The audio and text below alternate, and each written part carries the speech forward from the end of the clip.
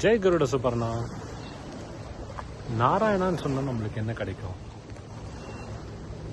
ஆனா நாராயணான்னு சொல்லலைன்னா நம்மளுக்கு என்ன கிடைக்கும்னு கண்டிப்பா தெரியும்.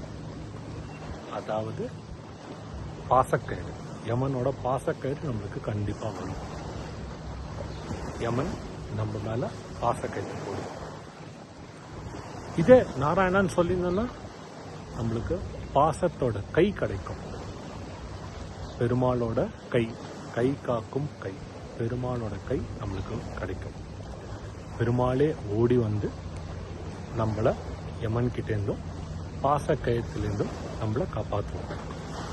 இப்படிப்பட்ட நாமத்தை நம்ம தினந்தோறும் சொல்லி பாச கயிற்றுலேருந்து தப்பிச்சு பாச கைக்கு மாறலாமே. இந்த விஷயத்தை அடியன் ஸ்ரீ ஏபிஎன் சுவாமி காலக்ஷேபத்தில் 8 ஜூலை 2026 அன்னைக்கு கேட்டு ரொம்ப என்ஜாய் பண்ண விஷயம். எல்லாரும் இது ஃபாலோ பண்ணலாமா? நாராயண நாராயண.